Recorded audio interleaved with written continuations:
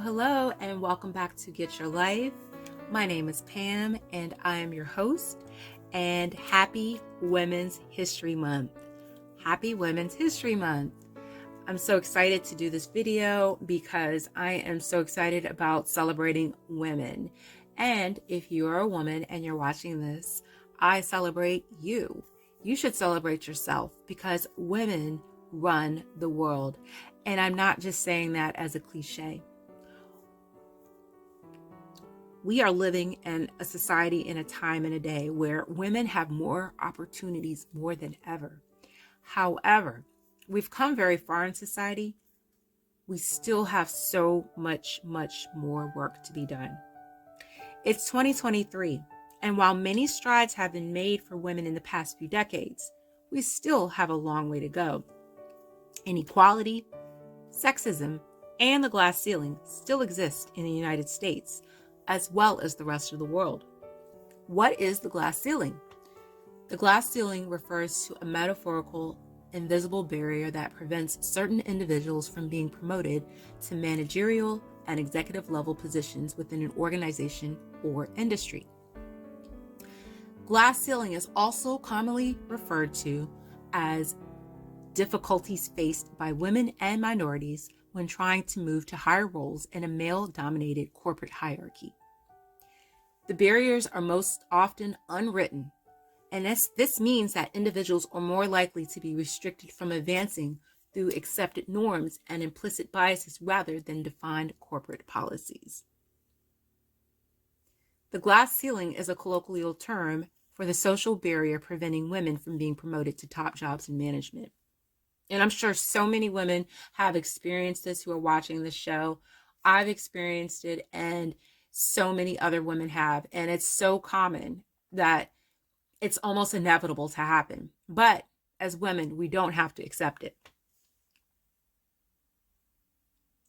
In a 2017 Pew Research Center survey, 4 in 10 women said they have experienced gender discrimination at work. These prevailing inequities, in addition to the strides made by our heroes, are so important. We have to recognize inequities and inadequacies. If we don't recognize them, we will never be aware of them, and we will never know what fight to fight. That's why it's so important to celebrate women's history. This is a great time to read about your history, Women's History Month facts, historic women, and read about inspiring quotes and stories by and for women. In addition to March being Women's History Month, International Women's Day is celebrated globally on March the 8th. Many companies schedule events to celebrate the women at their organizations and their accomplishments. In today's video, I want to list 19 fun facts about Women's History Month. Did you know the most powerful woman in the world is Ursula von der Leyen? She's a German politician and the president of the European Commission. 3 of the most influential women in history include Helen Keller, Maya Angelou, and Marie Curie. Let's jump right into the fun facts for this video. Number 1, the first Women's History Day was held in 1909. February 28, 1909 marked the first Women's History Day in New York City. It commemorated the 1-year anniversary of the garment workers' strikes when 15,000 women marched through Lower Manhattan. From 1909 to 1910, immigrant women who worked in garment factories held a strike to protest their working conditions. Most of them were teen girls who worked 12-hour days. Talk about labor. That is unheard of in today's times. The young women worked in tight conditions at sewing machines, and the factory owners didn't keep the factory up to safety standards. In 1911, the factory burned down and 145 workers were killed. It pushed lawmakers to finally pass legislation meant to protect factory workers. Number 2, the day became Women's History Week in 1978. An education task force in Sonoma County, California, kicked off Women's History Week in 1978 on March the 8th, International Women's Day. They wanted to draw attention to the fact that women's history was not really included in K-12 curriculums at the time. Number 3, in 1987, Women's History Month began. Yay!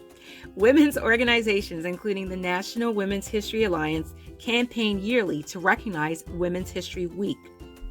In 1980, President Jimmy Carter declared the week of March the 8th Women's History Week across the country. By 1986, 14 states had declared the entire month of March Women's History Month, according to the Alliance. The following year, in March 1987, activists were successful. They lobbied Congress to declare March Women's History Month. Number 4, the president declares every March Women's History Month.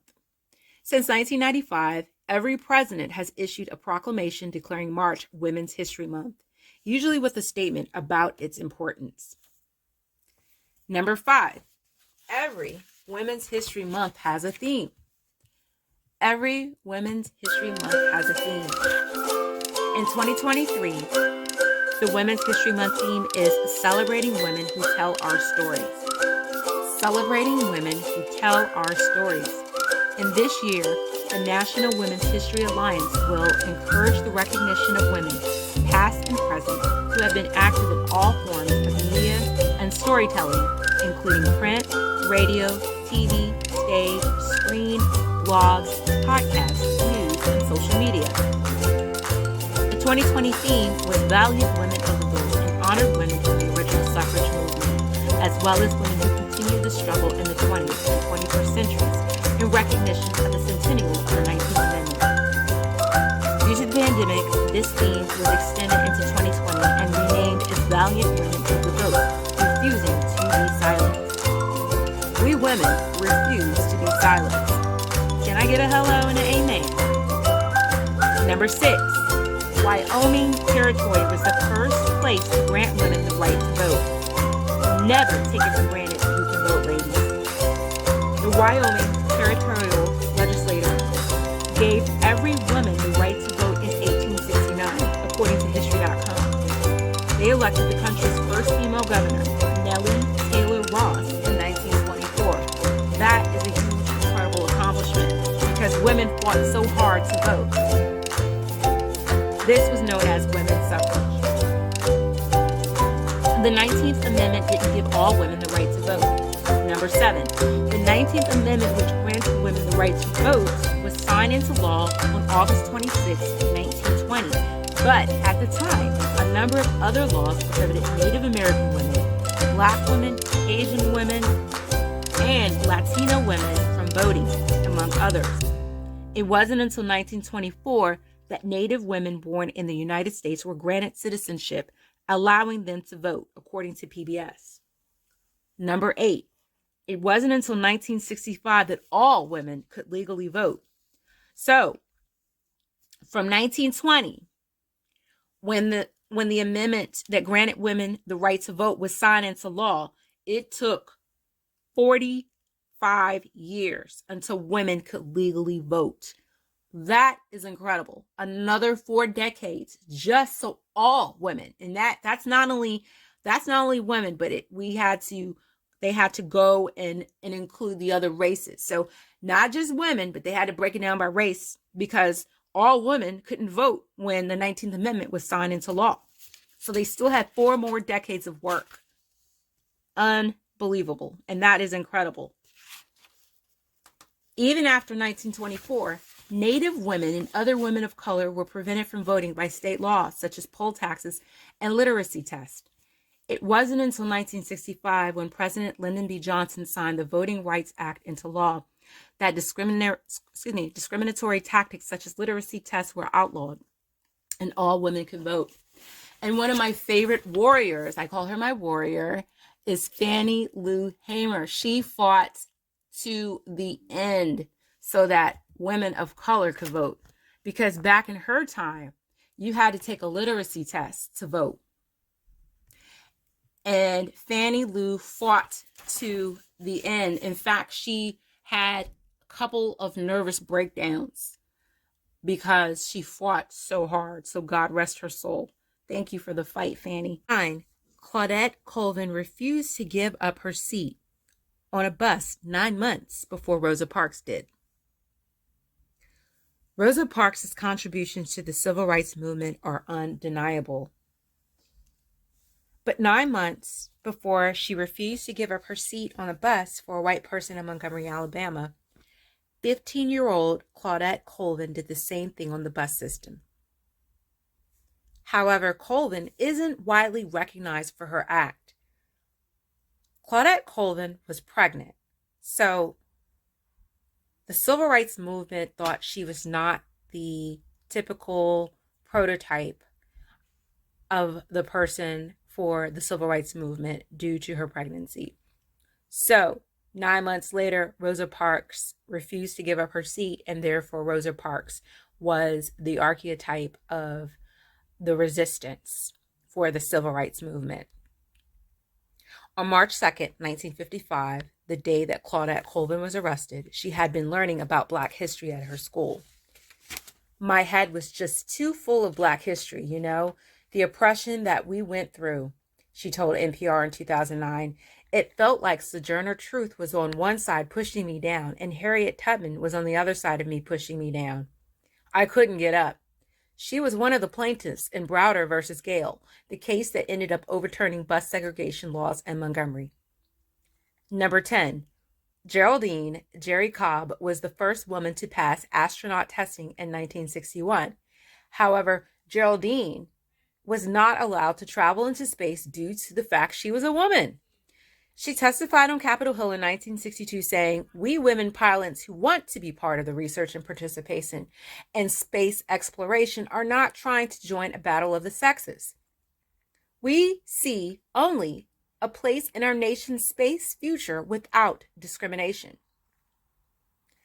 John Glenn, the first American to orbit Earth, opposed her. He said, "It is just a fact that women do not do certain things that men do, such as go to war and fly airplanes. The fact that women are not in this field is a fact of our societal social order," he said. Talk about misogynistic. Number 11. About 20 years later, Sally Ride was the first woman in space and the first openly gay astronaut. Sally Ride became the first woman in space on June 18, 1983, my birthday, when she flew on the Space Shuttle Challenger. But it wasn't until her death that her obituary revealed that she was gay. It referred to Tam O'Shaughnessy as her partner of 27 years. Thank you, Sally Ride, for becoming the first woman and the most brave woman in space. Number 12. Women, could not get credit cards on their own until 1974, so they had to go through their husbands. When you think about it, that wasn't even that long ago. Let me see, 1974, I was born 1980, I'm 42, 6 more years. That was not even 50 years ago. 50 years ago, which is just mind-blowing. Oh my gosh. Congress passed the Equal Credit Opportunity Act of 1974. Until Congress passed this act, women could not get credit cards in their own name. Often, they had to bring a man along to co-sign for them. That is just ridiculous. Oh my gosh. Legal work done by the late Supreme Court Justice Ruth Bader Ginsburg laid the foundation for the Equal Credit Opportunity Act, as well as many other basic rights women have today, including the ability to attend state-funded schools, protection from pregnancy discrimination at work, and the ability to serve on juries, according to USA Today. Number 13, women make up 27% of Congress. Yes, 145 women serve in the United States Congress out of 535 total members. Though the number of women representatives continues to rise, it is important to keep in mind that the United States population is 50.8% female, according to census data. That is great. We make up a little bit more than half of Congress. Number 14, women outnumber men as they get older. Yes, this is so true. Women ages 85 years and older outnumber men by about 2 to 1. The ratio is 2 to 1. So for every man, there's 2 women, according to the United States Census data from 2022. That's about 4.1 million women to 2.2 million men in the United States. And this is a big fact. Number 15, women are earning college degrees more than men, especially in the Black community. Black women are at the top when it comes to degrees. We are outnumbering our men, but women in general are earning college degrees more than men. Women are outnumbering men and earning post-secondary degrees. According to a 2021 data from the Education Data Initiative, 59% of women continue their education after high school compared to 50% of men. That number will probably continue to rise as we go further and further into the digital age. So actually, it might drop a little bit for men and women overall, but overall, women will continue to lead that statistic. Number 16, the gender pay gap still exists and it still persists. Unfortunately, this is bad news. Talking about that glass ceiling again, despite the ever-growing number of women getting degrees, the gender pay gap has narrowed by less than half a cent per year since the Equal Pay Act was signed in 1963, according to Forbes magazine. In 2020, women earned 84%. Only 84% of what men earn. So men are still they're leading by that 16%, according to a Pew Research Center analysis of both full and part-time workers. The United States Census Bureau's most recent analysis of only full-time workers in 2019 found that women earn 82% of what their male counterparts earned. That is so true.